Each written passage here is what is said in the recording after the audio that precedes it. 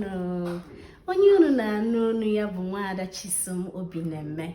Biko kpọọ m ugo chara acha. Ugo chara acha adịghị echu echu. A mature eagle feather ever remains pure.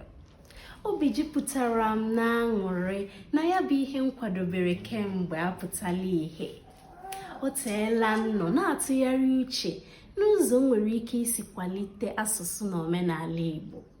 N'ime njem uche a, m wee chepụta na ọ ga-adịkwanụ mma ma nhazie ọnọdụ ga-enye m ohere ị na-ekwugasị ihe gbasara ndị Igbo dịka o si metụta asụsụ na omenala anyị. M wee na-arịọ unu, biko ka unu nye m nkwado site n'ịna-apị aka na like nakwa share button ka anyị wee na-agbasa ozi a ma ọ bụrụ na ihe na-eme na-amasị gị. Ọ dị mma ka anyị kọzie n'ubi onye anyị bịara. Isiokwu anyị taa wee bụrụ gịnị ka anyị ga-eme iji kwalite ugwu asụsụ Igbo. Ya bụ ajụjụ dị omimi. Ndị be anyị, unu ga-ekwenyere m na asụsụ bụ ndụ mba, etu mmiri si bụrụ ndụ azụ. Obodo asụsụ ha nwụrụ anwụ aghọrọla obodo nwụrụ anwụ. Nke a ka o ji dị mkpa na anyị bụ ndị Igbo ga-ejikọta aka ọnụ ịhụ na asụsụ Igbo tọrọ atọ. Ọkwa na onye kpọọ ọba ya mkpọmkpọ, agbata obi ya were ya kpụrụ ahịhịa. Ọ bụrụ na anyị bụ ndị Igbo ejighị asụsụ anyị kpọrọ ihe, oleekwanụ ka ndị mba ndị ọzọ ga-esi na-ahụta ya?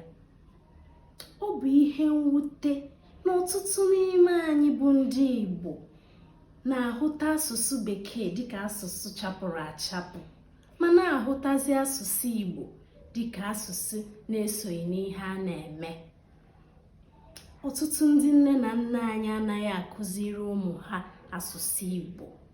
Nke kazi njọ bụ na ụfọdụ n'ime ndị a na-aga n'ihu mụọ asụsụ mba ndị ọzọ dịka French na Spanish, mana ha amaghị asụ asụsụ Igbo bụ asụsụ nna ha ma ncha.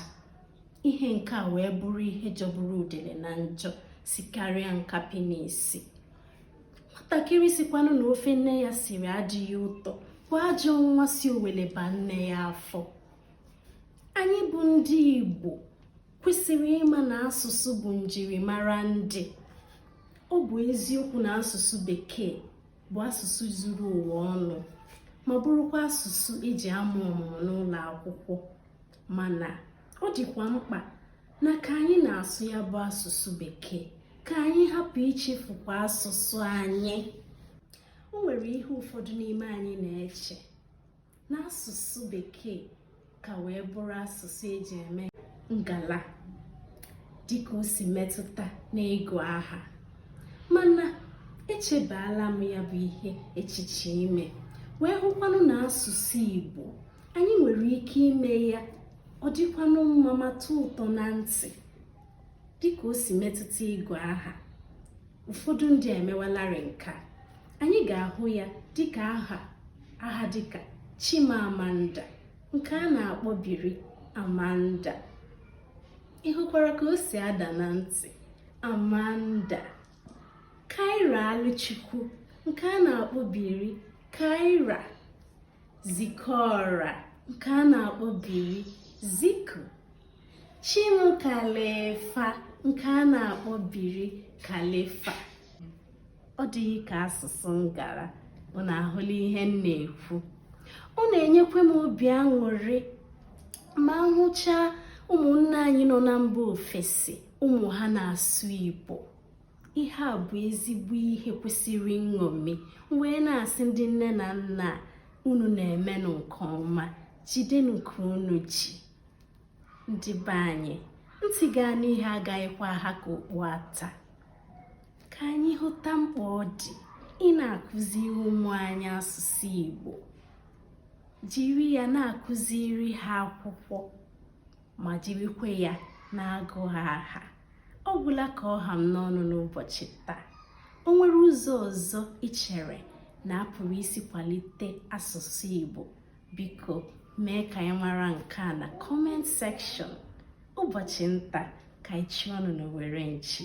Ya gazie.